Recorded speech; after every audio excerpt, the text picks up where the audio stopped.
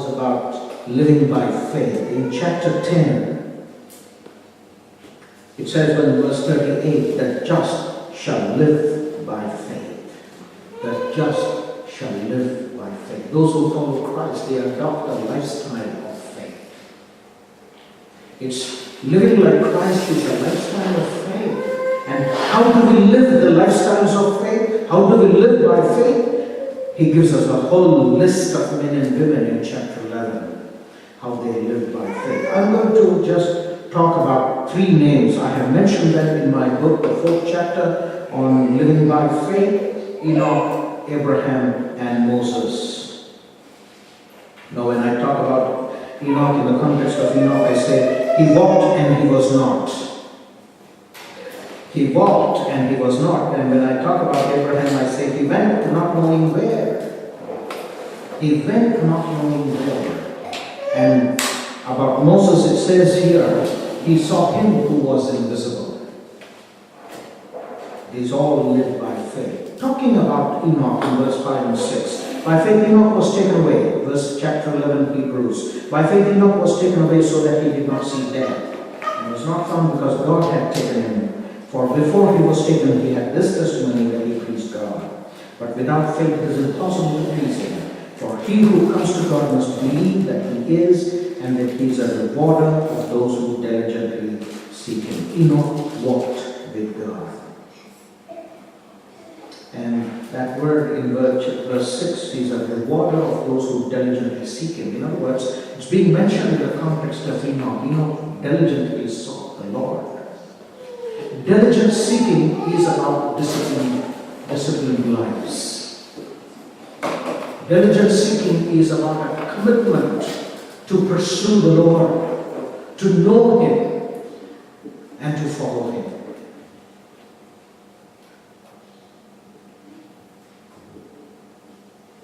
And I must tell you, when you begin to seek the Lord diligently, he will be found of you. He will lead you to the right sources of wisdom. He will lead you to right people. He will lead you to right books. When your commitment to seek him is sincere and honest. If you diligently seek him. And diligence is about discipline. Bringing in the needed disciplines into your Christian walk. And saying, Lord, we want to know you. We need you. We want to follow you. And bring in whatever disciplines that need to be brought in. Discipline of prayer, discipline of reading the scriptures, discipline of not just reading but studying the word of God, discipline of worship, discipline of meditation. There are a host of disciplines that one can bring into his or her life in order to know the Lord. But when you bring in those disciplines, you are saying to God, Lord, I am sincere about it. I want you, I want to know you.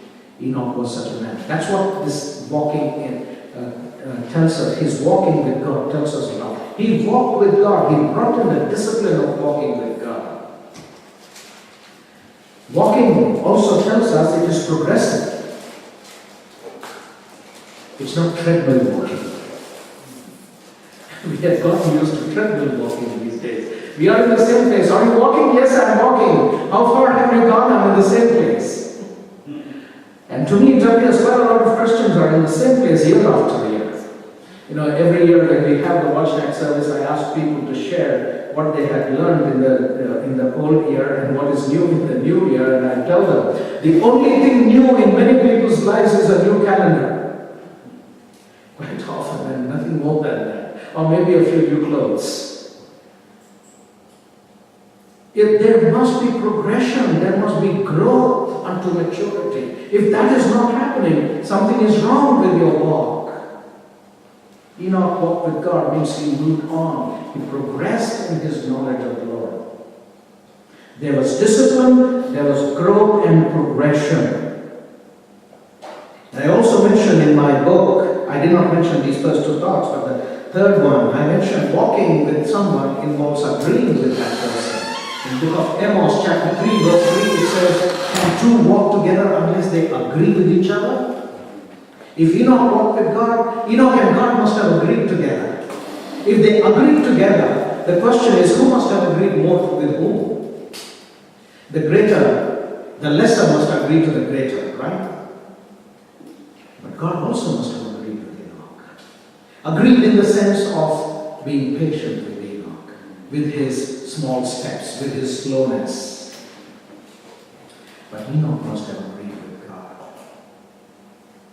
And the two more important areas, I'm mentioning them specifically this morning in the context of Christ-centered families, it's important. Two important areas where you need to agree with God is God's sovereignty and God's holiness.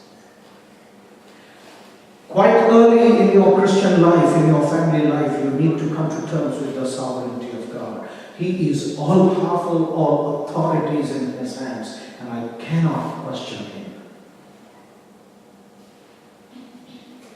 If you say he is Lord of all, he must be the Lord of all.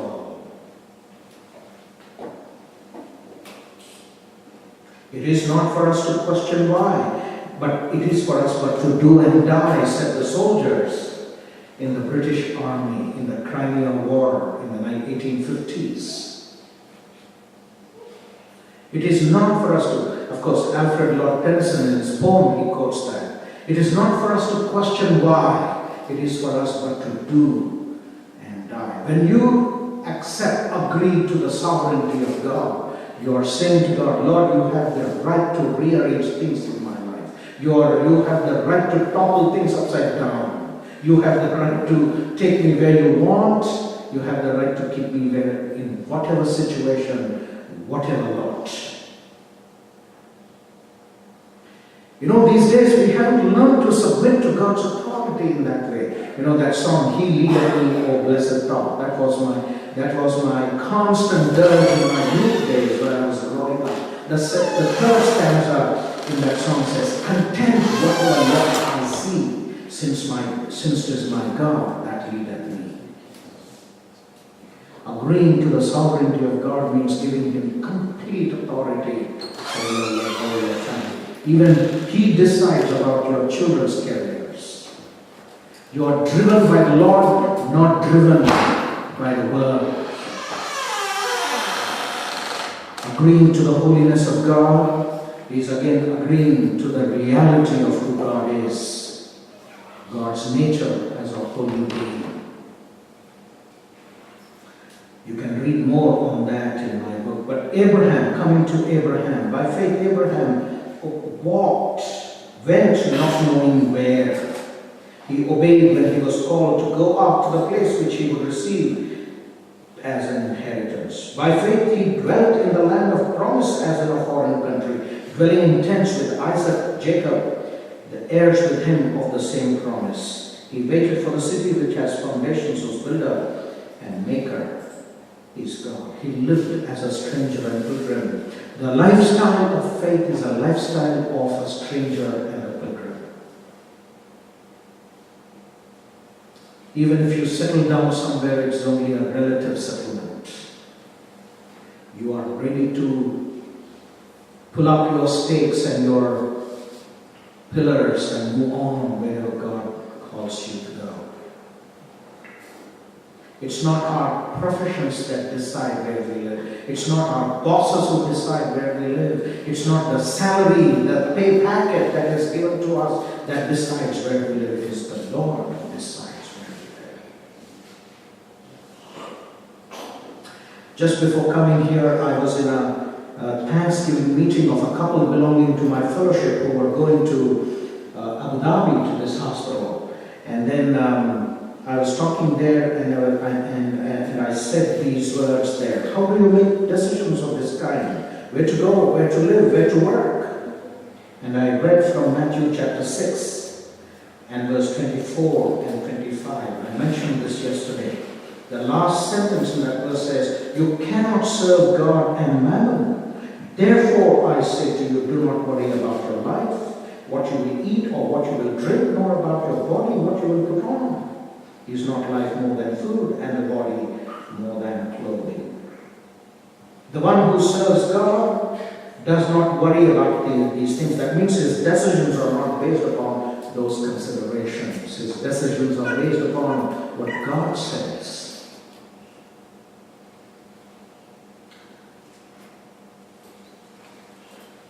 You know, when I was in Gujarat in the 1990s, we lived in Gujarat for 8 years. When we went there, a lot of my friends used to ask me if I was going to settle down in Gujarat. And then when we moved back to Hyderabad, friends would ask us, both in Gujarat and in Hyderabad, if we were going to settle down in Hyderabad. I said, I don't think we will settle down anywhere. If we live in some place, maybe we may live for a little longer time, but we will live there as long as the Lord permits us to live. We are not going to settle down. The lifestyle of faith is a lifestyle of strong. If God in His grace allows us to own homes, own houses, if God in His grace allows us to have certain permanent things, we hold them loosely. We do not allow them to grip our hearts, to get into our hearts. The lifestyle of faith is a lifestyle of uncertainty. Lifestyle of faith is a lifestyle of uncertainty. If you met Abraham that morning when he was leaving his father's home and going to the place that God had told him, Abraham, where are you going? What he would say? What would he say? I don't know. What? You don't know? You're packing and you're leaving, you don't know your destination? He says, no, I don't know. I know the one who called me, but I don't know the place I'm going to. That's difficult, isn't it, in the 21st century? Aeroplanes take us to specific places. Trains take us to specific places, not to don't know places. But Abraham says, I don't know. I know the one who has called me. I don't know the place that I'm going to. I don't have an address. What's your forwarding address? No address. There's an uncertainty inbuilt in the lifestyle where we hold everything loose and say to God, Lord, I'm ready. The way you lead, where you lead, I'm ready to go. The lifestyle of faith is a lifestyle of giving up and moving on, sacrificing. You see Abraham sacrificing several times along this journey. Giving up many things possibly. And one of the last things that he was asked to give up was his son. Eugene Peterson in his book, The Jesus Way, says, when God asked, in offering up Isaac, Abraham was offering up his future as well. All the future prospects, all the promises of God, he was laying them on the altar. All the promises of God were bound up in this son, and Abraham was laying that son upon the altar and saying, God, even my future, I place it in your hands. I know you will take care because you are the God who provides.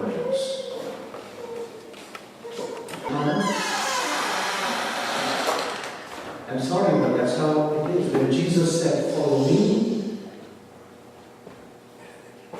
he did not ask us to sit and debate and discuss what it means.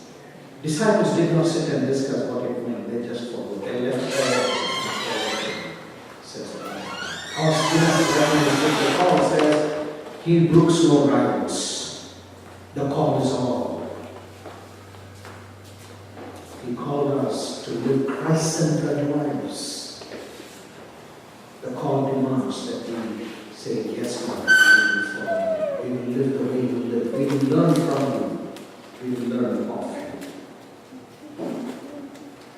Moving on, I have so many things to say regarding Abraham, but we don't have time for that. Moving on to the story of Moses. You see what Moses did in verse 23. By faith Moses, when he was born, was hidden 3 months and so on. But I'm reading verse 24 now.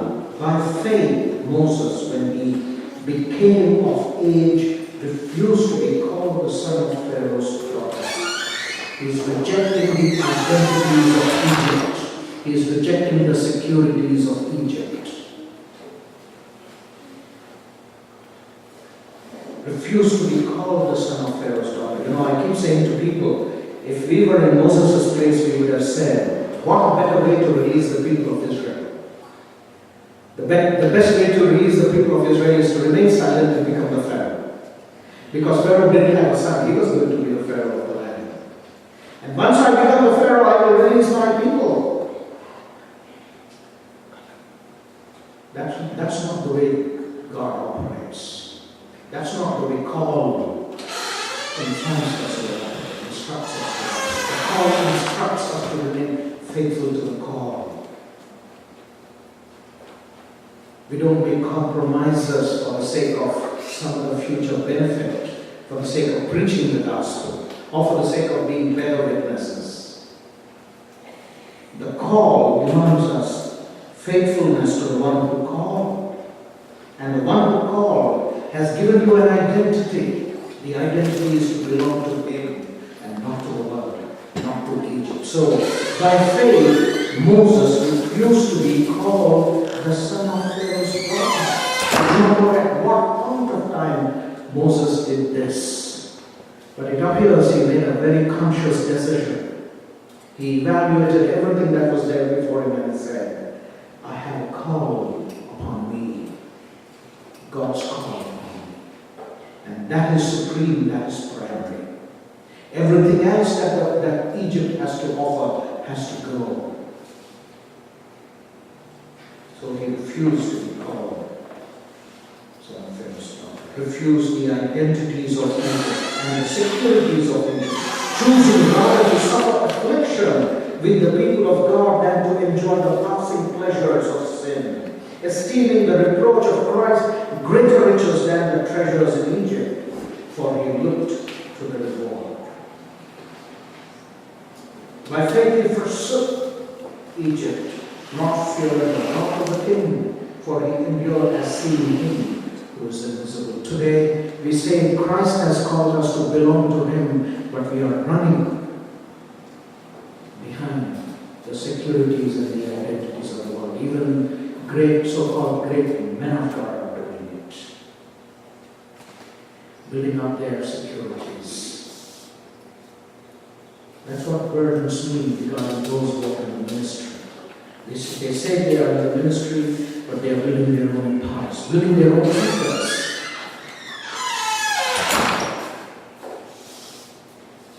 I don't know what for. If Christ is going to shake up everything, and only those who live lives of faith, looking to Jesus, the author and the finisher of the faith, they are going to remain. They will not be shaken. Christ-centered lives, Christ-centered families know these things, that their identity is in Christ. Their security, their eternal security is in Christ. Everything else in this world is relative, is only temporary. We hold and use. We let them go when they need to go, because we cherish our identity in Christ. We choose to be called the people of God rather than be called the greatest of the earth. We choose to suffer affliction with the people of God than to enjoy the passing pleasures of sin. It's a totally different lifestyle. I think Moses' parents taught him this when he was very small. And we do not know how many other interactions he had with his mom and dad. Obviously, he must have had those interactions as he grew up. And so he knew who he was. He held on to that call. Friends, you and I are called to belong to Christ. We are called to follow Him. We are not called to hate the world. We are not called to pursue the world. We are called to pursue God in Christ. As parents, we need to And as parents, we need to teach the same to our children as well. That there is a call laid up on us, and that is primary.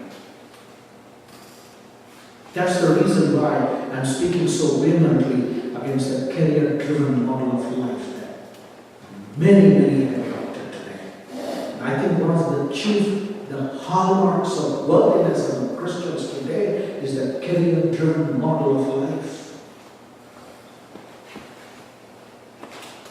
It's not the career that drives us. It is the call that needs to drive us. You don't find any of those people who rose to the top in the Bible being driven by the desire to rise to the top.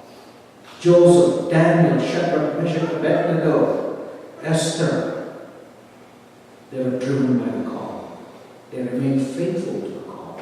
That's the reason why they took steps and took decisions which would have prevented their rise to the top. But despite their decisions, they rose to the top. They were not consumed by the desire to rise to the top. They were not pursuing those positions. They were not trying to climb up the ladder of success. They were being faithful to their calling. That's the reason why when the king offered the food to Daniel, Shadrach, Meshach, and Abednego, Daniel knew where his decision lay. You know, Daniel and his friends could have reasoned, we didn't come here. We didn't ask the king to give us the food. It must be God's food for us to eat the food. Because the king is offering it on his own. No. The call made them to see clearly where the line was. This is not for us to touch. We are God's people. If we do this, possibly we will be sacked. Possibly our heads would be beheaded. And so then they went to the leader of the Lord and told him, and the leader himself said, do you want my head to remain on my shoulders? Guys, what are you asking for? Daniel requests him, sir, give us 10 days time and examine us. That was the decision they were taking. Their heads would be chopped off. But he was being faithful to the call. They were not consumed with the desire to become the prime ministers of the nation. When I see here in the Republican politics of occupying positions of power so that they can influence global politics for the sake of missions and evangelism, I wonder if they are walking in the Jesus way. Christianity is so much synonymous with Republican politics today in this nation, and that's the reason why I guess the average American rejects Christianity here. At least one of the reasons. The Jesus way is totally different. Our call is totally different. Our call is to remain faithful to the call to follow Christ at any cost, even if our heads are chopped off from our shoulders. Friends, our call is to remain faithful to the Lord Jesus Christ.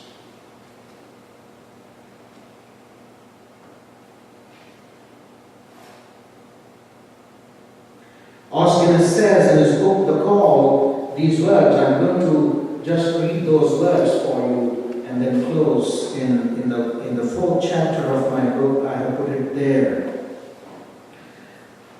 because it so goes with what I am trying to say to you this morning. Hardly any Christians are well denying these days. On every side we see Christians pursuing the rage for relevance, whether seeking the respect of the culture disguises of the gospel, reaching out to the contemporary unchurched with the use of a friendly gospel, or just enjoying the comforts of the age. For many believers, the Christian life is not a good life. It simply goes better with Jesus, even if there is no God and no resurrection.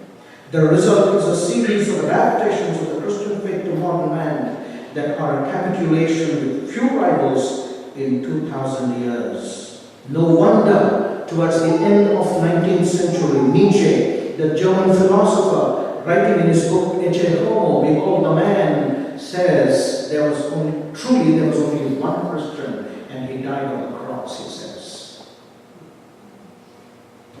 Truly there was only one Christian and he died on the cross because he did not believe in God, he did not believe in resurrection.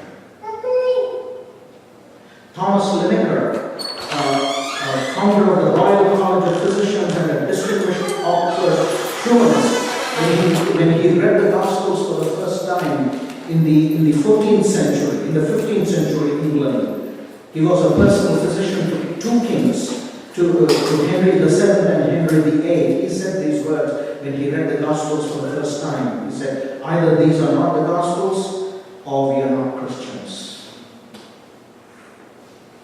Friends, that's how far we have allowed the world to enter the church. We need to hear the call of Christ afresh again. The challenge to live Christ-centered lives. Go to Him and ask Him, Lord, what does it mean to live as you lived? What does it mean to be authentic humans? The world is pining for authentic humans. The real Men without a mask, people without masks. Jesus was one. He says, come and follow me, and I will teach you. Learn of me, for I am meek and lowly, he says. Richard Foster, in his book, Streams of Living Water, talking about Christ, he says, go and plunge yourselves in the Gospels. Immerse yourselves in the Gospels and ask Christ to show you how to live as he lived. To live Christ-centered lives is to live like as Christ lived. To live Christ-centered lives is to live by faith. To live Christ-centered lives is to learn of Christ and just be as Christ was when he was on the earth. May the Lord teach you and teach me how. Let's bow our heads in prayer.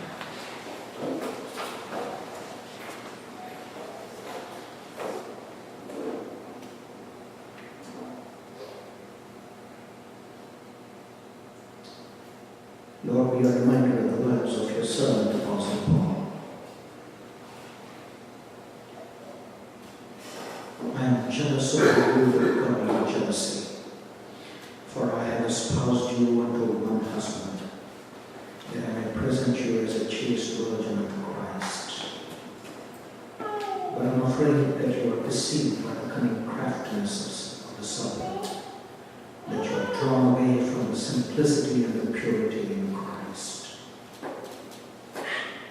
Lord, that's the story of the church today. That's our story.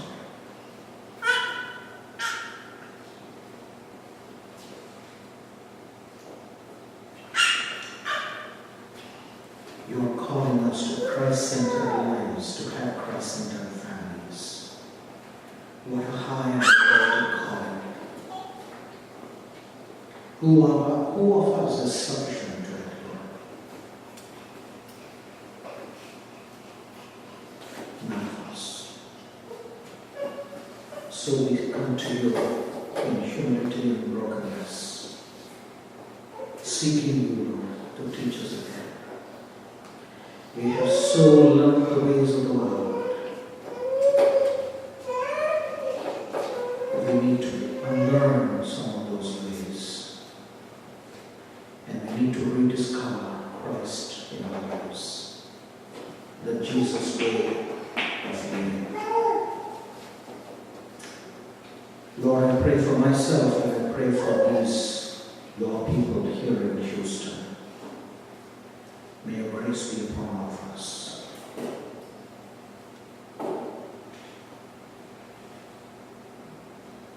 That we seek you and seek you alone. The world is looking for the man, the authentic man. All have clay feet. All are only plastic dolls. There's so much of sham, there's so much of pretense. We need to unlearn those ways. We want to be like Christ. We want to walk in his footsteps. We want to learn of him. Teach us.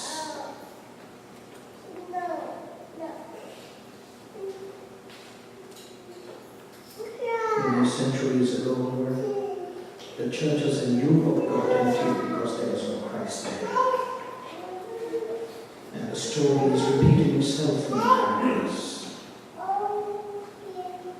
And elsewhere, we need men and women in our streets, in our offices, in our neighborhoods, living as Christ lived.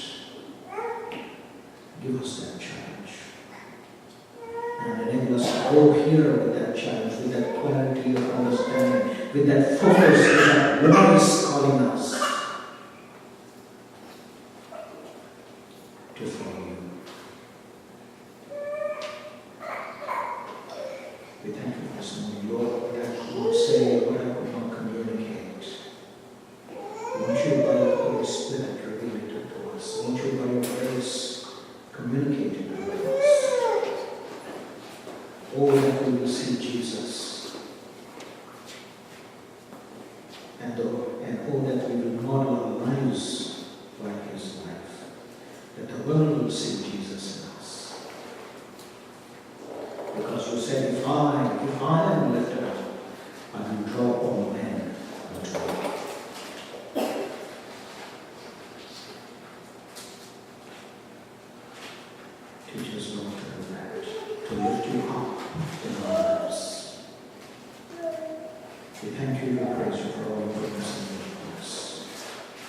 be with us as we talk the rest of this, for our journeys and our ways back home, and for the rest of this day and the days ahead.